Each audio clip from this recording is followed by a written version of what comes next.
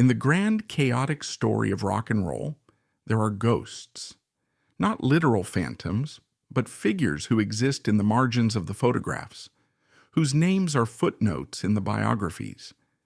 They are the founding members, the original heartbeats, the ones who were there at the very beginning, only to vanish just as the story was about to get good.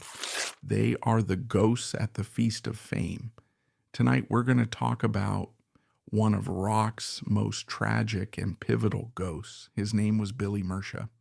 If you know the New York Dolls, the band of gloriously defiant misfits who crashed through the tail end of the hippie dream and accidentally laid the groundwork for punk rock, you know the swagger of David Johansen, the snarling guitar of Johnny Thunders, the towering presence of Arthur Kane. But before all the notoriety, before the legendary albums, there was a different chemistry, a different heartbeat, and it belonged to Billy. He was just 21 years old when his dream, a dream he had built from nothing with his childhood best friend, finally carried him across the ocean to London, the epicenter of the rock world. But instead of triumph, he found tragedy in a sterile hotel room. His story is one of immense promise cut short at the exact moment of its realization. It's the forgotten prologue to the entire punk rock saga, a cautionary tale about flying too close to the sun before anyone even knew how hot it could burn. This is the story of the man who was the soul of the New York Dolls right before they sold their souls to rock and roll. To understand the New York Dolls and to understand Billy Murcia, you have to transport yourself to New York City in the very early 1970s. The peace and love dream of the 1960s was over, and its hangover was brutal. The city was gritty, grimy, dangerous, and teetering on the edge of bankruptcy. It was a landscape of peeling paint, overflowing trash cans, and a pervasive sense of urban decay. But in that decay, something new and exciting was beginning to fester. While the rest of the world was listening to the mellow sounds of Laurel Canyon or the grandiose epics of progressive rock, the New York Underground was a different beast entirely. It was a sleazy, glitter-soaked, and thrillingly ambiguous scene. Artists like Andy Warhol had already blurred the lines between high art and street culture, and the Velvet Underground had given the city its own dark, poetic soundtrack. Now, in run-down clubs and collapsing art spaces like the Mercer Arts Center, a new movement was taking shape: glam rock. It was a reaction against the earthy naturalism of the hippies. It was about artifice, androgyny, and attitude. David Bowie was a cosmic messiah. T-Rex was delivering glitter-dusted boogie, and in New York, it all coalesced into a scene that was part rock show, part street theater, part all-night party. This was the world that the New York Dolls were born into. They weren't just a band, they were a product of their environment, as loud, as messy, and as beautifully chaotic as the city itself. They were the sound of the garbage-strewn streets, dressed in the cast-off glamour of a forgotten Hollywood. And at the very beginning, holding it all together with a steady rhythm and a quiet smile, was Billy Murcia. Billy Murcia, born on October 9th, 1951, in Bogota, Colombia, entered the world during a period of political and social turbulence in the country, marked by events like La Violencia, a civil conflict that displaced many families and prompted immigration. As the child of Alfonso Murcia and his wife Billy, grew up in a modest environment in the bustling capital, where everyday life revolved around family routines, local culture, and the vibrant rhythms of Colombian society, including influences from traditional music and urban street life that may have subtly shaped his later affinity for rhythmic percussion. From accounts of his family, Billy was described as a sweet, gentle, and somewhat reserved child, even in these early years, traits that stood out amid the energetic and often chaotic backdrop of Bogota. His reserved nature might have stemmed from a sensitive disposition, allowing him to observe and absorb his surroundings quietly, a quality that would later translate into his steady, unobtrusive role as a drummer. Analytically, this early phase in Colombia laid the foundational elements of Billy's identity as an immigrant outsider, fostering resilience and adaptability that would prove crucial in his later navigation of cultural shifts in the United States, where his gentle demeanor helped him form deep, lasting bonds in unfamiliar settings. In the mid-1950s, when Billy was still a young child around 4 to 5 years old, his family immigrated to the United States, settling in the diverse neighborhood of Jackson Heights in Queens, New York, a melting pot of immigrants from Latin America, Europe, and Asia that provided a vibrant but challenging environment for newcomers. This move was likely driven by the desire for better economic opportunities and escape from Colombia's instability, a common motivation for many Latin American families during that era. Upon arrival, Billy faced the complexities of adapting to a new country, including learning English as a second language, which added layers of isolation and cultural adjustment to his reserved personality.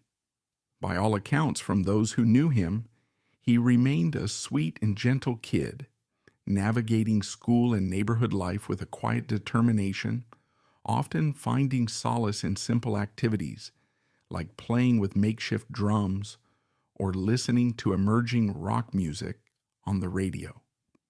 This period of transition highlighted his adaptability as Queens's multicultural fabric, filled with bodegas, street vendors, and immigrant communities, mirrored aspects of Bogota while introducing American urban grit, shaping his worldview as an outsider who sought connection through shared experiences. In-depth analysis reveals how this immigration experience instilled a sense of duality in Billy, rooted in Colombian heritage yet immersed in American youth culture, fostering a unique perspective that would later fuel his creative partnerships and contributions to the punk and glam rock scenes. During his school years in Jackson Heights, around the early 1960s when he was about 10 to 12 years old, Billy met Sylvain Mizrahi, a fellow immigrant boy who had recently arrived in New York from Cairo, Egypt, via a brief stay in France, fleeing the Suez Crisis that displaced many Jewish families like his. Sylvain, born Sylvain Mizrahi on February 14, 1951, shared Billy's age and outsider status, creating an instant bond as two young immigrants navigating the American school system and cultural assimilation. They connected deeply over a mutual passion for the British invasion rock and roll that dominated the airwaves, idolizing bands like the Beatles with their melodic pop innovation, the Rolling Stones for their raw blues-infused energy, and The Who for their explosive mod anthems and destructive stage presence. Additionally, both exhibited a natural flair for fashion, experimenting with bold, expressive styles that set them apart from their peers in the conservative American suburbs. This friendship became inseparable, evolving into the bedrock of what would later form the New York Dolls, as their shared experiences as cultural outsiders fostered a creative synergy that blended music, style, and rebellion. Analytically, their bond represented a microcosm of 1960s youth culture, where immigrant identities intersected with the countercultural wave, allowing them to channel feelings of alienation into artistic expression that influenced the glam punk aesthetic. As their friendship deepened in the mid-1960s, Billy and Sylvain became a tight-knit creative partnership long before any formal band emerged, spending hours discussing music, fashion, and their dreams of breaking into the cultural scene. They were inseparable, often exploring New York's emerging underground scenes and drawing inspiration from the British mod and rock movements that emphasized bold self-expression through clothing and sound. This period marked their initial forays into music, with Billy naturally gravitating toward percussion, banging on pots, pans, and makeshift drums since childhood, reflecting his innate sense of rhythm influenced by both Colombian folk elements and American rock. Sylvain, meanwhile, began experimenting with guitar, setting the stage for their collaborative efforts. Their shared love for fashion also blossomed, as they started curating personal styles that blended flamboyant European trends with New York's gritty edge. A deeper examination shows how this partnership was more than social. It was a formative alliance that prefigured the New York Dolls ethos, combining immigrant resilience with a rebellious aesthetic to challenge mainstream norms. In 1967, at the age of 16, Billy and Sylvain took their creative synergy to the next level by forming their first serious band, called the Pox, which served as a precursor to the New York Dolls and allowed them to experiment with rock and roll in a structured setting. Sylvain handled guitar duties, bringing melodic riffs inspired by their British idols, while Billy assumed the role of drummer, providing a simple, direct, and powerful beat that anchored the group's sound with a primal, unshakable foundation rooted in classic rock rhythms. Billy's drumming style was not flashy or technically virtuoso. Instead, it emphasized solidity and raw energy, acting as the engine room that drove the band's performances, even as other members might later add flair and theatrics. The band performed locally but disbanded after the frontman quit, prompting Billy and Sylvain to pivot toward other ventures while maintaining their musical ambitions. Analytically, the Pox represented a critical stepping stone, honing their skills and highlighting Billy's role as the rhythmic backbone, a position that underscored his reserved personality's strength in providing stability amid creative chaos. Following the Pox's dissolution in the late 1960s as teenagers aged 17 to 18, Billy and Sylvain channeled their shared flair for fashion into a business venture called Truth and Soul, a clothing enterprise that became their gateway to importing and curating avant-garde styles. They traveled to London, the epicenter of 1960s youth fashion, with its swinging mod scene, sourcing flamboyant items from iconic streets like Carnaby Street and Kings Road, including velvet trousers, brightly colored shirts, platform boots, and other bold garments that epitomize the era's psychedelic and glam trends. Packing these into suitcases, they resold them in New York, effectively importing a fresh, edgy style to a city on the cusp of its own cultural explosion in the early 1970s. This wasn't merely a commercial endeavor, it served as their education in aesthetics, teaching them to curate looks, attitudes, and identities that blended high fashion with rock rebellion. Sylvain also took a job at a boutique to support the business, while Billy contributed to sourcing and sales. In a broader analysis, Truth and Soul exemplified their entrepreneurial spirit, bridging their immigrant backgrounds with global trends, and laid the visual foundation for the New York Dolls' androgynous, provocative image that influenced punk and glam rock movements. Around 1971, their circle began to expand. They started jamming with a charismatic, brilliant, and notoriously difficult young guitarist from their neighborhood named John Genzali. He had a love for Chuck Berry and a sneering charisma that was impossible to ignore. He would soon rechristen himself Johnny Thunders. The trio needed a bassist and a frontman. The bassist came in the form of Arthur Kane, an impossibly tall, quiet, and often comically drunk figure from the Bronx, who seemed to be channeling the ghost of a stone-faced Easter Island statue. The final crucial piece of the puzzle was the frontman. They found him in David Johansen, a fast-talking, hyper-intelligent Staten Island ferry hopper with a Jagger-esque swagger and a brain full of obscure poetry and blues lyrics. He had a magnetic stage presence and a larger-than-life personality that was the perfect foil for Johnny's dark cool. With David Johansen on vocals, Johnny Thunders on lead guitar, Sylvain Sylvain on rhythm guitar, Arthur Kane on bass, and Billy Murcia on drums, the classic original lineup of the New York Dolls was born.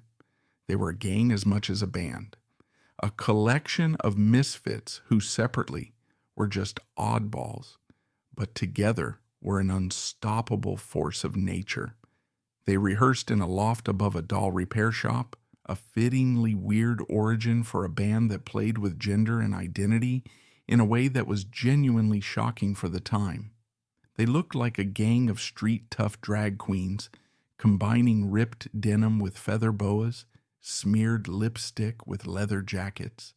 Their sound was a glorious, high-energy collision of everything they loved: the raw power of the Stooges, the three-chord simplicity of early rock and roll, the melodicism of girl groups, and the swagger of the Rolling Stones, all cranked up to 10 and filtered through a uniquely New York sensibility. And Billy Murcia was the beating heart of it all. He was, by all accounts, the least volatile member of a notoriously volatile group. While Johnny and Arthur battled with alcohol and their own personal demons, and David and Sylvain managed the creative direction, Billy was the calm center. He was the diplomat, the easygoing friend who everyone liked. In an oral history of the band, Sylvain recalled, "Billy was the sweetest of all of us. He was the glue."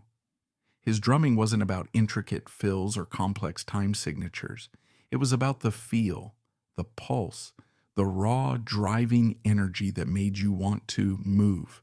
It was the perfect bedrock for Johnny Thunders' beautifully sloppy, exhilarating guitar solos, and David Johansen's preening, commanding stage presence.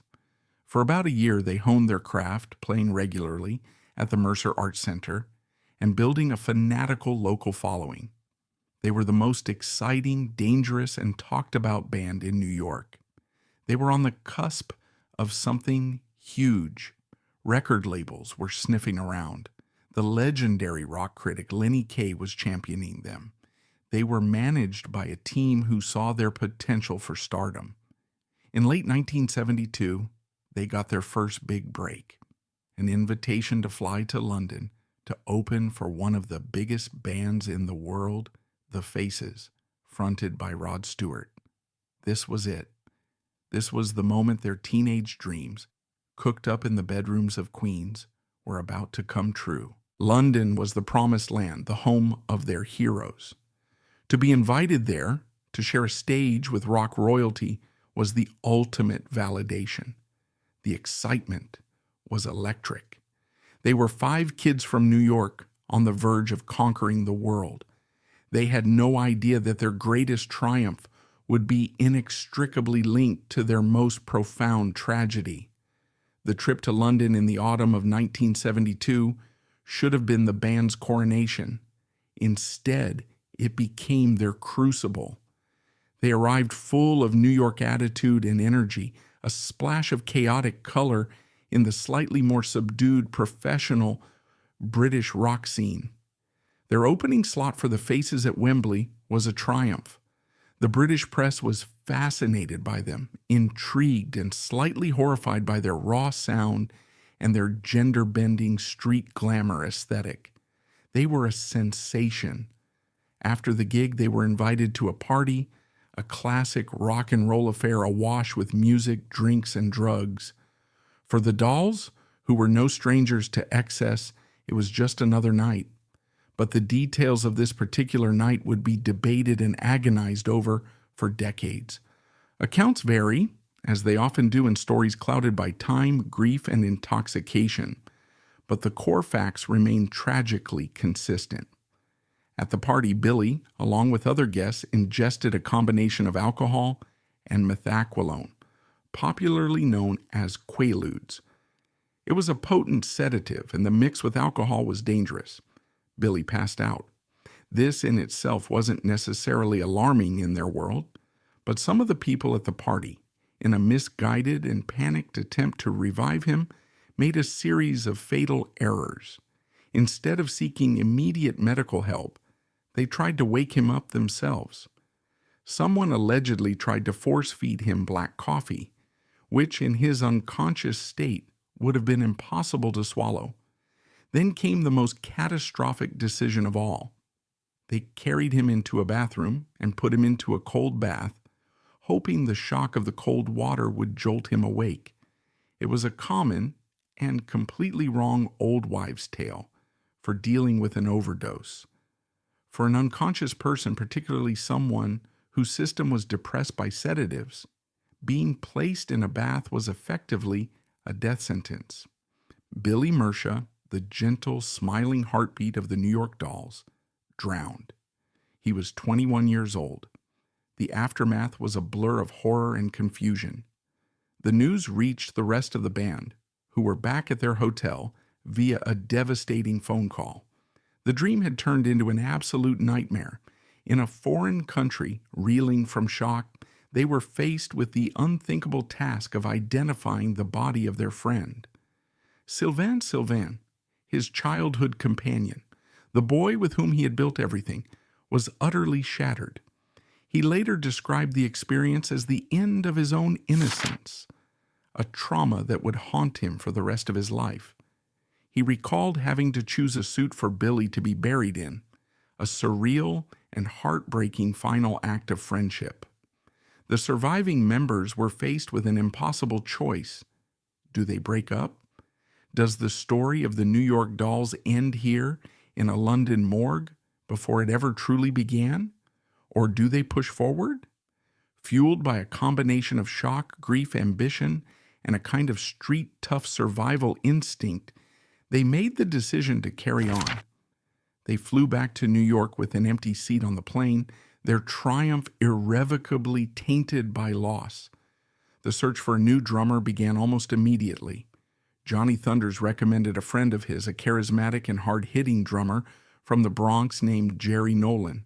Nolan was by all measures a more technically proficient drummer than Billy. He was faster, flashier, and his playing had a powerful locomotive force. He was a perfect fit for the band's aggressive sound. He got the job, and the New York Dolls, version 2.0, prepared to record their debut album. This is the point in the story where Billy Murcia becomes a ghost.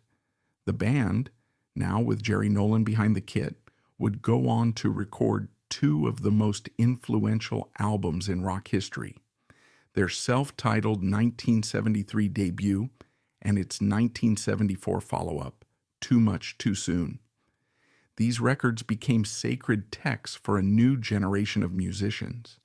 In London, they would inspire the Sex Pistols.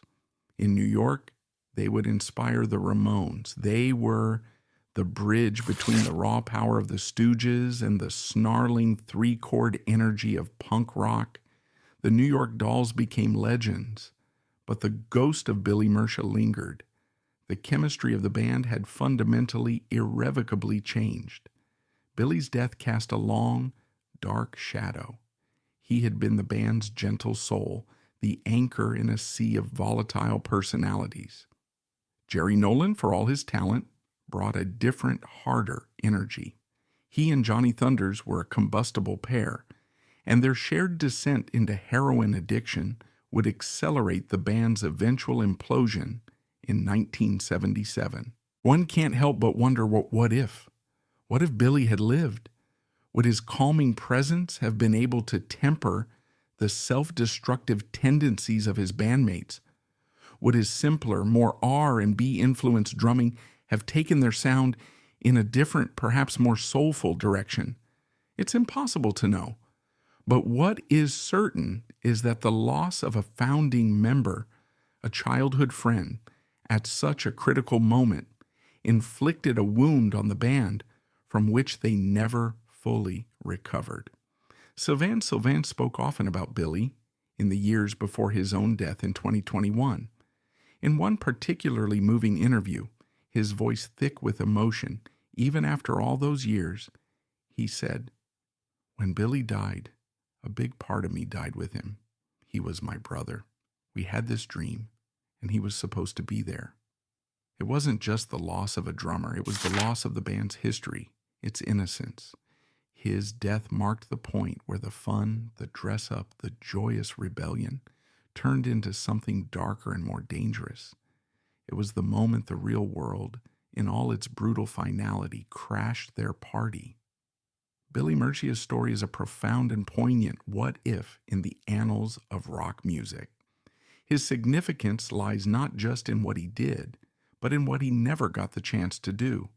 He was the first casualty of a lifestyle that would go on to claim many more victims in the punk rock scene he helped to birth. His death was a tragic foreshadowing of the fates of Sid Vicious, of his own bandmate Johnny Thunders, and countless others. He was the original heartbeat of a band that changed music forever, but his own heart was stopped before the first album was even recorded. In the end, the story of Billy Murcia is a quiet one, easily lost in the roaring feedback of the band he co-founded. He has no writing credits on their famous songs. His drumming is preserved only on rough demos and bootlegs. He's a footnote, a name in a tragic timeline. But he was so much more than that. He was a dreamer, an immigrant kid who, along with his best friend, stitched together a fantasy of style and sound that would change the world. His story is a vital reminder to look for the ghosts, to remember the forgotten faces in the photographs. It's a testament to the fact that behind every legendary band, there are stories of deep friendship and devastating loss. Billy Murcia never got to see his dream fully realized. He stepped onto the world stage for one brief, shining moment, only to have the curtain fall with shocking and senseless cruelty. He is the unheard beat, the silent rhythm in the New York Dolls' enduring rebellious anthem, and his story, though tragic, is a crucial part of their legend, a quiet, heartbreaking melody of what could have been.